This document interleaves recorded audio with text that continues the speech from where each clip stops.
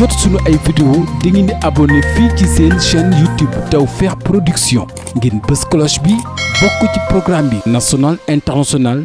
Cheikh Ahmadou Bamba Seye borom kurus gi te xam-xamam màcc lool ci wàllum ñaan ak paj mu ñëwaat ngir saafaral seeni jafe-jafe da nga amee rab wala ñu jàppale ci liggéey say buntu tëju soo ñëwee ci Cheikh Ahmadou Bamba Seye mu dindil la ko ci lu gaaw da nga di jigéen te woo am doom moo ci gaaw soo amee ay jafe-jafe ci wàllum këyit te bëgg a liggéey mani la ñëwal fii mu sàkkul la ay ñaan da nga ne ci ay njongante wala nga soxla sax lii di wàllum nguur mën na la ci indil ay pexe dama yemul foofu de lépp lu jëm ci ay xeetu jàngoro ba mu des li nga xamante ni moo di diabète ak tension soo ko bëggee jot nag da ngay contacter numéro bi 77 585 69 15 Cheikh Ahmadou Bamba Seye borom kurus gi la solution. laaj ngeen présidence ñu jox leen ko laaj ngeen majorité assemblée nationale ñu jox leen ko laaj ngeen budget bu duun ñu tànnal leen 600 milliards ñu war leen ko jox. Monsieur le Premier ministre loolu yëpp parce que da ngeen dig sénégalais yi lu bari te tabaraka wa taala nee na yaa ayyuha alladina amanu lima taquluuna ma la tafaaluun kabura maqtan inda allahi an taqulu ma la tafaaluun. Monsieur le Premier ministre sénégalais yi ñu ngi lay xaar sur la vie chère. Monsieur le Premier ministre jàpp naa ni nawet bii di ñëw seeni nawet lay doon na ngeen bàyyi xel ci inondation yi nga xam ne moo am Dakar moo am Touba moo am Kaolack les crues dans la vallée du fleuve à Kanel à Matam à Bakel à Podor et à Saint-Louis. Monsieur le Premier ministre dégg naa la sànq ngay wax que vous voulez faire revenir la surtaxe sur les appels entrants. Monsieur le Premier ministre, ce n'est pas une bonne décision. Monsieur le Premier ministre, le temps ne me permettra pas de développer.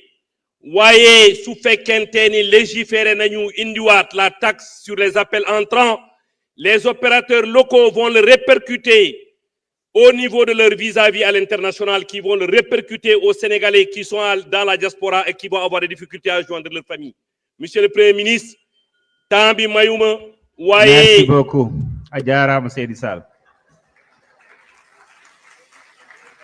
nga baal ma c'est pas juste ndax yow en tant que ci sa qualité président du parti da nga investir ay personnes handicapées nga wan à la face du monde que les handicapés peuvent faire autre chose que tendre la main képp ku nëbboon doomam ci biir kër gi di nëbb handicapé génne na leen kon dama ne bi nga investir loolu ci la nombre handicapé yi soog a exact kon dama lay ñaan nga defaat beneen un programme de recensement national global de toutes les personnes handicapées quitte que à ce que ñu utiliser toute l'administration du territoire comme ça nga mën a am nombre exact comme ça ñooñu ñu doon nëbb ñu mën a profiter ci seen droit yu ñu am. Monsieur le Président dama lay proposer pourquoi pas un bureau dans la primature ou bien dans le ministère du travail mën fa déposer seen ay CV ndaxte seetlu nañ dans l'administration du Sénégal que les personnes handicapées ñëw nañ fi lool dem nañ ci campagne bi seeti les albinos seen président association nationale bi nee na benn albinos moo nekk ci administration te pareil pour yeneen tamit handicapé yi kon loolu bëgg nañ nga bàyyi ci xel soo defee noonu di sa banque de données boobu nga am dina la permettre nga mën def sa sélection ba kenn ku nekk nga insérer ko fenn par rapport ak compétence bi nga xam ne moom la am. Monsieur le Président les déficients visuels dañu seetlu ne suñu amee bac ba pare suñu paree dañuy dem à l'extérieur foofu la ñuy dem di jàngi alors que bu ñu amee xam-xam foofu la ñuy toog di ko servir te ñun soxla nañ leen fii pourquoi pas un institut bi nga xam ne bu ñu ko defee fii ñoom bu ñu amee bac ba pare dinañ leen outiller par rapport ak loo xam ne dina adapté ci handicap bi ñu am ñu mën a toog fii service seen réew. Monsieur le Président côté infrastructure gis nañ ne sóoraale ngeen ci à l'avenir édifice public yi ngeen ñu taxawal ngeen sóoraale ci les personnes en mobilité réduite mais dañ ne yi nga xam ne yu existe yi lan ngeen ci prévoir à l'Assemblée nag gis naa ñu ngi def ay effort malgré métti na trop mais gis naa le président mu ngi ko ci félicité mu ngi def ay effort bu baax a baax pour ñu mën a accès ci biir salle yi loolu ñu ngi la ci remercier bu baax. Monsieur le Président ñu ngi lay encourager yéen ak membre gouvernement bi ndaxte da ngeen a affronter benn situation bu difficile boo xam ne régime bii passé moom lañ fekk moo tax ñi leen di critiquer ku leen critiquer rek daf leen critiquer ci bakkanam mais pas ci ay principe ndax gis nañ situation bu difficile bi nga xam ne moom ngeen fekk ñun nag dañoo gëm un Sénégal souverain juste et prospère dañ koo gëm te ca 15e législature bii ci lañ lay wan ne c'est la première vraie législature de l'histoire de notre pays maa ngi leen di sant di leen gërëm bu baax a baax ñu ngi leen di encourager tout ak les membres du gouvernement bu leen fàtte nag les personnes handicapées profil boo bëgg boo demee ci milieu handicapé yi ni ñu ko fekk kon monsieur le président yow sax ak membre du gouvernement ñooñu ngi leen koy dénk ndax jàpp naa ne programme bi su paree les personnes handicapées dinañ mën a di mener seen activité professionnelle ak activité professionnelle ak activité personnelle sans assistance humaine ñu ngi leen di sant di leen gërëm. Merci beaucoup, jërëjëf, honorable Awa Seck. Honorable député Amdiata Diaby, vous avez la parole. Honorable député Thérèse Faye se prépare.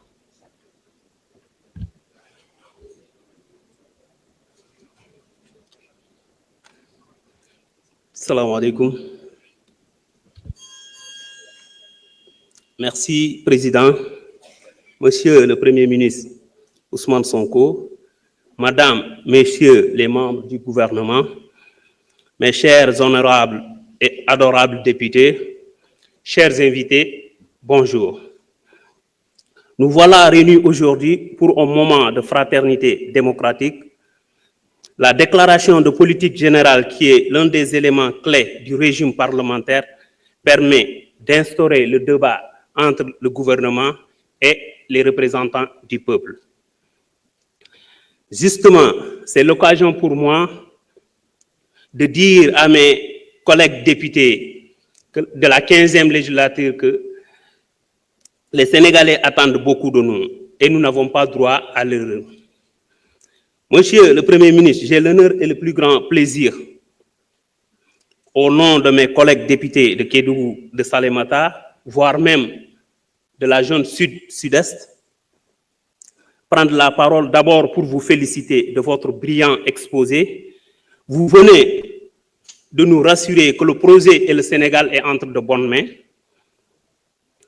À travers la vision 2050, nous nourrissons beaucoup d'espoir pour une intégration totale des régions périphériques, telles que Kédougou, Tambacounda et d'autres régions. Monsieur le Premier ministre, la région de Kédougou compte sur votre gouvernement pour une prise en charge des préoccupations suivantes. Le désenclavement de la région de Kédougou. Monsieur le Premier ministre, à Kédougou, à part le corridor qui traverse la région en passant par Saraya pour aller au Mali, il n'y a pas une autre route bitumée dans toute la région de Kédougou. Et même les pistes datent de l'époque de Abdou Diouf. Donc, nous souhaitons un désenclavement total de la région de Kédougou. L'accès à l'eau potable, c'est l'une des rares localités du Sénégal où il n'y a pas d'adduction en eau potable. Donc, dans pratiquement toute la région de Kédougou, il n'y a pas d'eau potable. Il n'y a pas non plus d'électricité dans la région de Kédougou, à part les chefs-lieux de département. Et il n'y a que quelques villages après où il y a de l'électricité. La couverture en réseau téléphonique. Tout le long de la Falémé, s'il y a insécurité, c'est parce que tout le long de la Falémé, il n'y a pas de réseau. Du côté de à la frontière avec la Guinée également, il n'y a pas de réseau.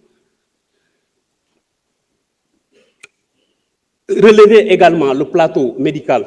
À Kédougou, c'est vrai, nous avons l'hôpital Amad Dansokho, l'hôpital régional, même si c'est un hôpital qui n'est pas pour les pauvres, mais à part l'hôpital Amad Dansokho, il n'y a pas, le plateau médical est très bas. Dans beaucoup de villages, les gens n'ont pas accès aux soins.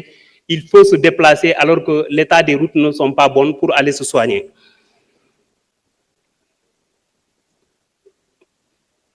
Le renforcement de la sécurité. Monsieur le Premier ministre, à Kédougou, il y a plusieurs nationalités parce que c'est une zone frontalière. Donc, il faut renforcer la sécurité. Je précise que la sécurité n'est pas égale à orpailleur. Généralement, les gens, ils font l'amalgame de jeter tout ça aux orpailleurs.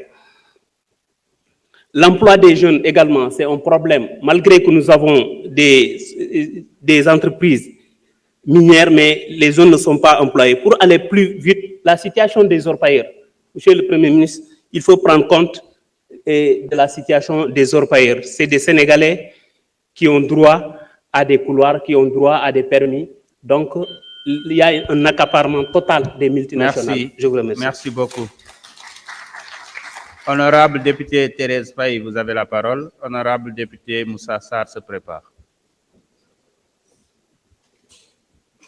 muy Tawfekh ju rëy kenn xamul fu mu yem. taamu leen Tawfekh production ngir lépp lu jëm seen wàllu événementiel rawat na lépp lu jëm si politique li ngeen bëgg ay direct yu leer image haute définition ay reportage ngeen bëgg également ñu defal leen signal mu mën a jàllal si télé wala site internet wala en différé ba si ay écran géant lépp luy son et lumière Tawfekh production moo fi nekk moo fi mën mbokk yi pour votre actualité en temps réel Tawfekh production moo ci mën ak personnel bu xarañ boole ko jumtukaay yu mucc ayib fépp fu ngeen mënti nekk si biir Sénégal ñëpp ñoo leen di teewlu Tawfekh production mbokk yi mooy assurer seen visibilité Tawfekh production le leader dans son domaine. lii ñu am lépp Tawfekh sëriñ bi mën a may. gën noo gàtt noo Tawfekh sëriñ bi.